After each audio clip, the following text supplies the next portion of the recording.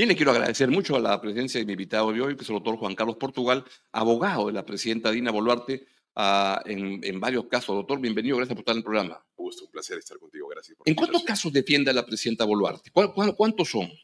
En todos, con excepción del caso de las protestas, está actualmente en la Subcomisión de Acusaciones Constitucionales del Congreso de la República. Con excepción de ese caso, en todos los demás, incluido el caso del lavado de activos, en donde ella está investigada sin la condición de aforada constitucional. ¿Qué son? Lavado de activos, Rolex, Cirugías, el cofre. Jaliwarma 2, llamémosle así, es un caso como ministra de Desarrollo e Inclusión Social. Jaliwarma 1, que finalmente fue archivado. Hubo un caso archivado también sobre un supuesto cohecho con la exfiscal de la Nación, Patricia Benavides. Luego también el caso, digamos, Huequis en la sombra, pero en su versión de la Fiscalía Suprema. Ese caso y el caso de FICOP. Son los casos, sí. El resto de casos han venido en el tiempo felizmente archivándose. Iniciamos con 13 casos y terminamos con 5. ¿Me equivoco si usted denunciados al Congreso. siente que todos los casos apuntan en la misma dirección, es decir, que son diferentes, pero y por la razón que usted ha planteado, la denuncia a la fiscal de la Nación?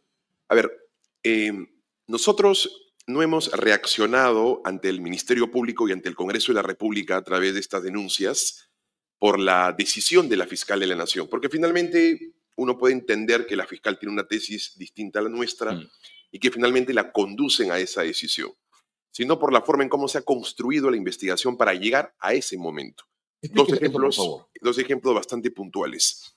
En el caso del cofre, así denominado, la tesis del Ministerio Público, Augusto, era que la presidenta de la República usó su vehículo presidencial, denominado el cofre, para llevar a Vladimir Cerrón a la jurisdicción de Asia, a plena luz del día. Sí. Según la tesis del Ministerio Público, la presidenta de la República, y en efecto fue a votar al Colegio de Abogados, al Colegio Melitón Carvajal, con Vladimir Cerrón dentro.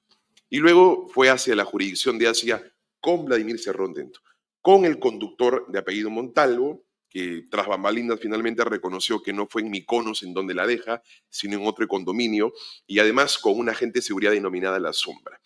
Se ha determinado que habría que ser bastante sano, desde una perspectiva de alguien que quiera delinquir, que a plena luz del día, con casi 15 testigos, 2 dentro del cofre, con testigos de seguidores y de avanzada que conforman la cápsula de seguridad de la presidenta lleve al prófugo más buscado del país.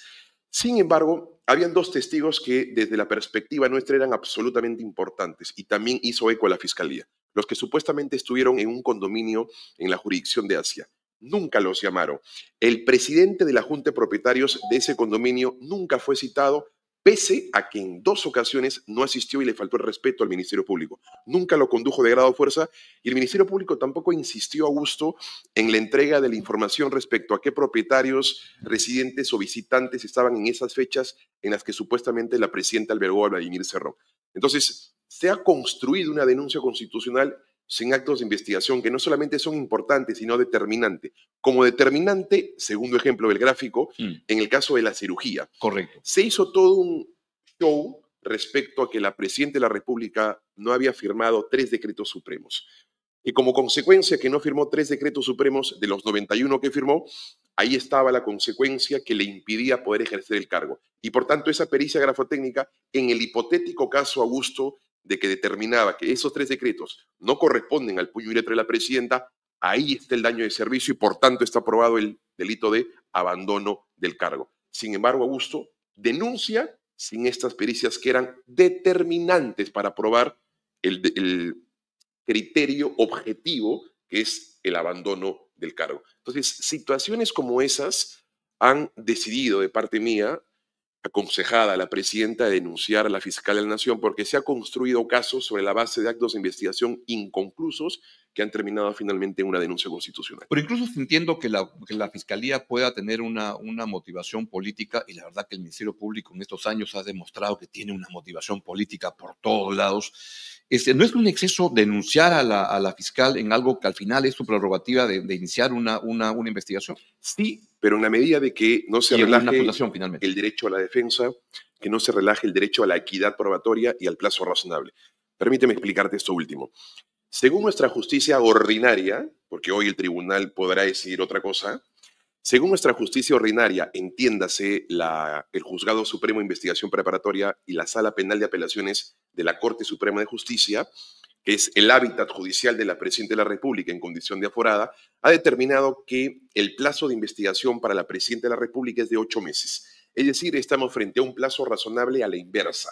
No es usualmente el plazo razonable ordinario, 36 meses de diligencias preliminares, formalización de investigación 36, prórroga de investigación 36 como en casos de crimen organizado, sino a la inversa.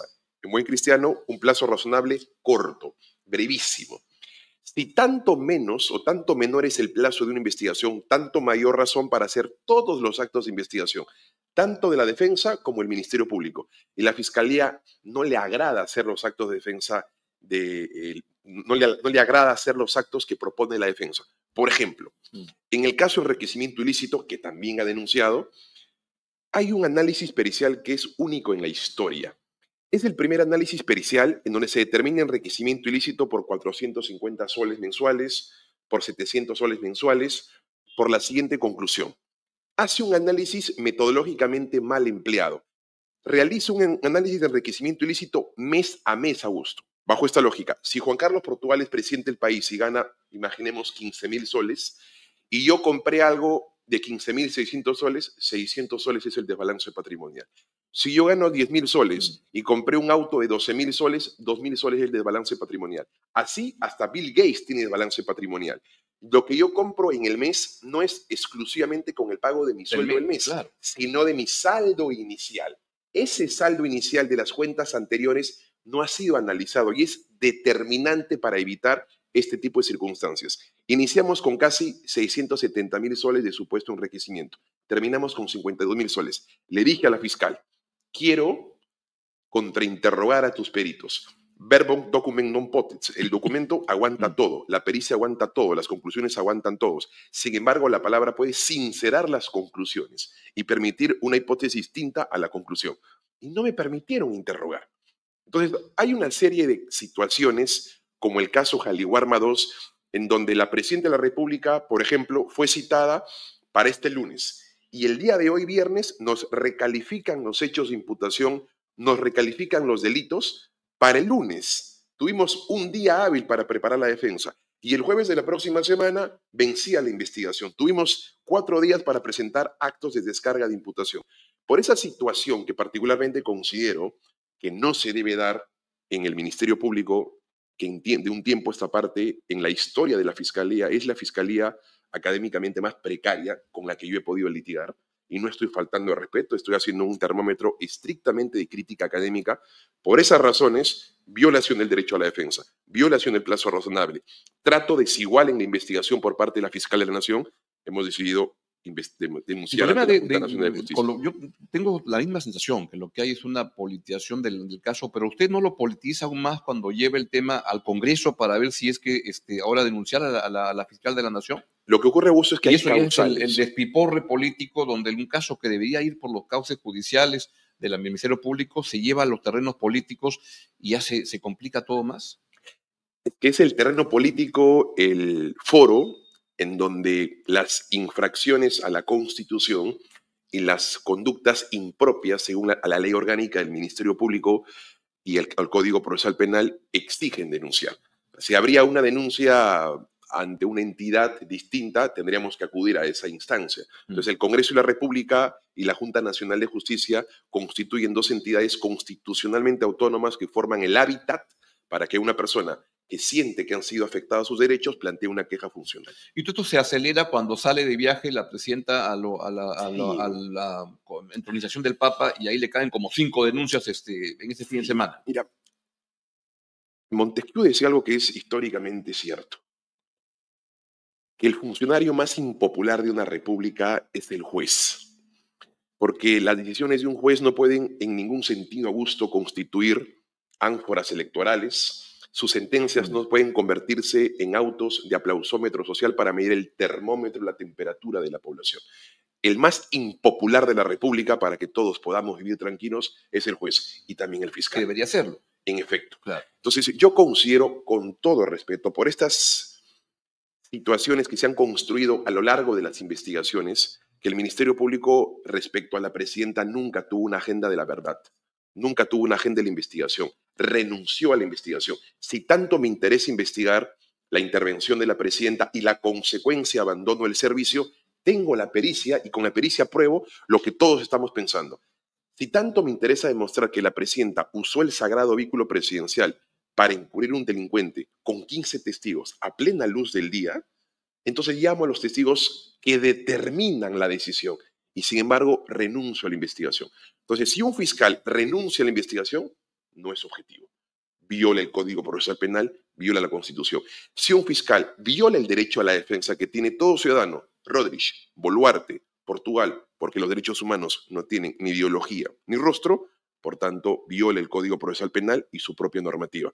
La conducen a una denuncia. Y en un contexto como este, la presidenta no se compra todo lo pleito. Por ejemplo, el caso de las cirugías, donde yo sé que usted tiene la posición contraria, que es un tema médico, etcétera. El mismo doctor ha dicho que era un tema de cirugía estética, lo cual es legítimo, pero claro, como una presidenta de la República en ejercicio y todo eso, no son actos de frivolidad permanentes desde los relojes, las cirugías y todo eso.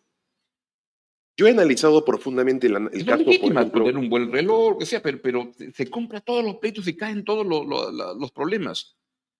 Yo he analizado particularmente, Augusto, el caso de relojes, o denominado Rolex, y te soy honesto, en un hipotético juicio, en un hipotético caso judicializado, hubiese sido importante que el Perú conozca la historia de eso, porque la tesis de la Fiscalía fue bastante sencilla, es reloj entregado o artículo de belleza entregado, transferencia al gobierno regional de Ayacucho, mi tierra, presupuesto otorgado.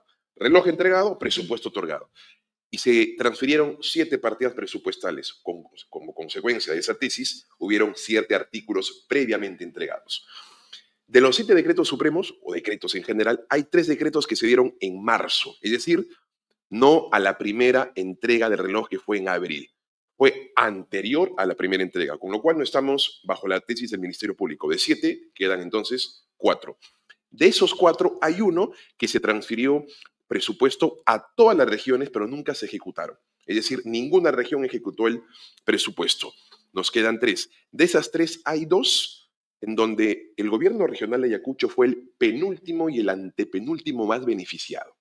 Entonces, si el trato diferente y deferente es hacia el gobierno ayacuchano, entonces no tendría el penúltimo o el antepenúltimo, no sería el antepenúltimo o la penúltima región más presupuestada.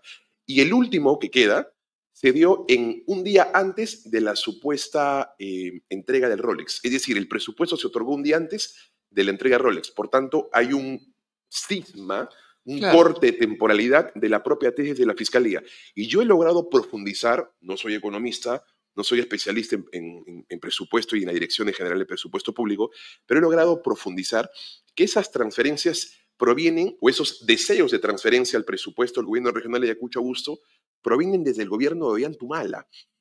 No es de hoy, no es de Pedro Castillo, está prevista desde hace muchísimo tiempo. Y yo comparto con eso, o sea, que es difícil pensar que para que te den una partida para tu región, tú le das un reloj y que al día siguiente. Eso, para mi punto de vista es absurdo. Y además la política funciona mal o para bien, pero es que uno tiene aliados y supuestamente o normalmente una presidencia pues trabaja mejor, más rápido con los gobernadores con los que tiene mejor relación. Y eso es, funciona así la política en el Perú, en Estados Unidos, en todo lado. Mi pregunta iba, ¿no hay una frivolidad de la presidenta de pensar que iba a ser mejor presidenta con un Rolex o iba a ser mejor presidenta con una nariz más bonita? Difícilmente pueda hacer un juicio de valor sobre aspectos estéticos o no estéticos de la presidenta. Yo trato de no inclinar mi posición a aspectos subjetivos de discreción, sino únicamente actos externos que conducen a decisiones finalmente judiciales.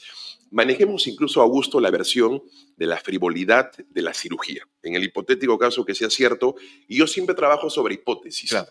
Nunca trabajo sobre aspectos conclusivos, salvo una decisión judicial. Mientras tanto, en la metodología de la investigación periodística y con tanto mayor razón de la investigación fiscal, estamos todavía sobre hipótesis. En esa hipótesis, trabajemos sobre esa hipótesis. Lo cierto es que Mario Cabaña ha señalado que no ha habido o no hubo ninguna observación ni ninguna complicación, ni durante la intervención ni después de la intervención. Lo cierto es que Mario Cabaña, sobre esa hipótesis, ha señalado que él no determinó ni decidió porque no lo consideró necesario otorgar un descanso médico o un certificado médico, ni él ni el cuerpo médico que le intervino a la presidenta, porque no dificultaba el tránsito de su recuperación. La pregunta salta a la vista. Aún con la renuencia de la presidenta, un galeno, garante de la salud de su paciente, garante de la ejecución de la salud de su paciente por un riesgo que aparentemente él ha creado durante la intervención. Aún cuando diga que no, él está en la obligación de darle un certificado médico. Que lo cumpla es distinto. Está en la obligación de darle un descanso médico. Que lo cumpla es distinto. Él ha señalado que no era necesario hacerlo y que si bien estuvo anestesiada, en ningún momento se la condujo a un estado de inconsciencia ni a la pérdida de dificultad intelectual que le permita decidir. Por consecuencia, incluso en el escenario sobre la tesis de Mario Gavani, la presidenta no omitió ninguna función, sin considerar que firmó 91 normas, sin considerar, y este es un aspecto que se dice mucho, pero se conoce poco porque se lee poco, nuestra constitución política del país, que nos define a ti y a mí como ciudadanos en sociedad, ha señalado que solo cuando la presidenta de la República convoca al Consejo de Ministros, la preside y la dirige. Contrario censo, cuando no la convoca, como usualmente no lo hace porque es el Consejo de Ministros, lo convoca el Premier, este lo decide. La presidenta participó en 2 sesiones virtuales del Consejo de Ministros, sin haberla convocado, sin haberla presidido. Si estaba mal, podría haber estado en descanso o en sueño esos momentos. De hecho, Augusto, hay una sesión, la segunda de estas, en donde hay una polémica bastante intensa con el exministro de Trabajo, Fernando Varela Bojorquez, en donde la presidenta se opone a un proyecto de ley de manera muy decidida. Una persona en esas condiciones no polemiza o no delibera de esa manera, ¿no?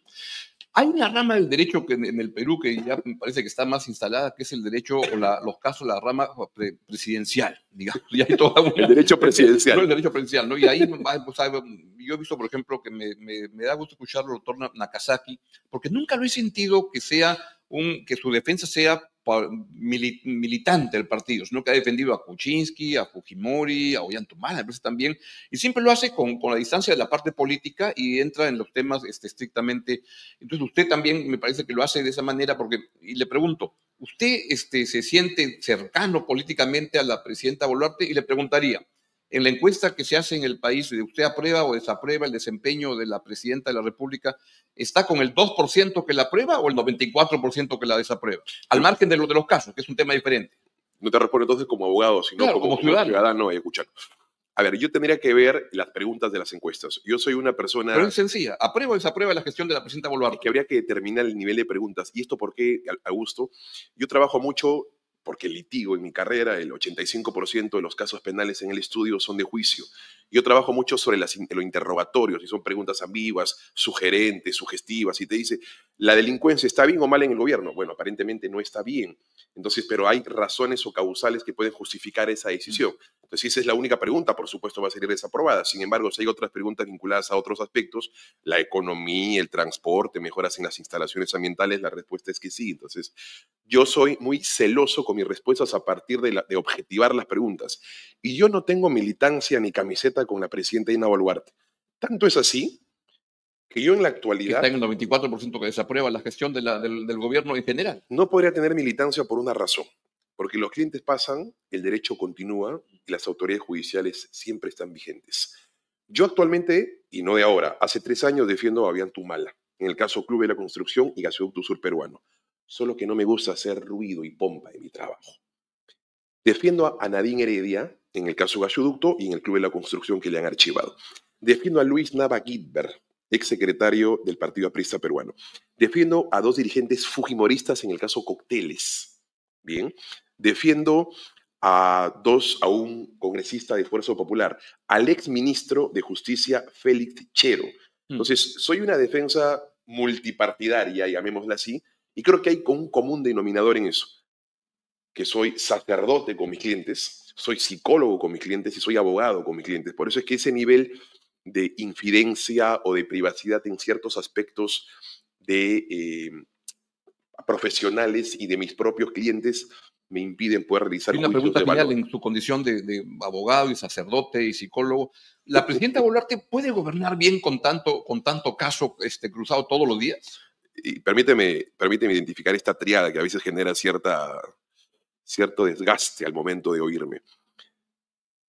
Hay un filósofo bastante conocido que dice que el abogado tiene una triada distinta a la de otros profesionales. Es sacerdote para callar, y eso no significa que está callando un delito o una confesión de su cliente.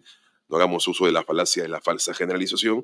Es psicólogo para aconsejar y además abogado para defender. De manera, tenemos un culto a ese nivel de profesión que me parece particularmente interesante definirlo, ¿no? Para que se evite el ruido del concepto. Sí y no. Sí, porque la presidenta es una persona preocupada por sus casos, cuanto menos despacha una vez al día conmigo o en el estudio o en su palacio de gobierno. Entonces, y despacha horas, de manera que hay un nivel de distracción permanente por parte de ella en asuntos propios de su función presidencial. Y no porque está tranquila por las decisiones, aún siendo injustas, porque considera que puede haber mucho ruido, que lo que es particularmente no me interesa, pero poco caso penal. Yo me enfoco no en el ruido, en los aspectos externos, en las externalidades periodísticas o sociales, sino en el caso penal. Y particularmente, por ejemplo, en este que ha generado cierta distracción social, omisión de función y abandono del cargo. Puede haber muchísimo ruido y muchísima discusión de esquina, pero el caso penal, Augusto, no, y por dos razones. En el caso de omisión de función, se ha construido intuitivamente una tesis que es absolutamente absurda y que hasta los propios colegas, que usualmente son detractores con el gobierno, consensuan en esta posición. Dice la Fiscalía que la Presidenta de la República no comunicó de su intervención, cualesquiera sea esta, al Presidente de la República, ni al Presidente del Congreso, ni a la PCM. Si es una omisión, yo omito algo que la ley me exige que haga. Luego, si la ley no me exige que haga, consecuentemente no omito. Y la cláusula constitucional, en ninguna de las cláusulas constitucionales hay esa exigencia. Segundo, el abandono del cargo, 380 del Código Penal.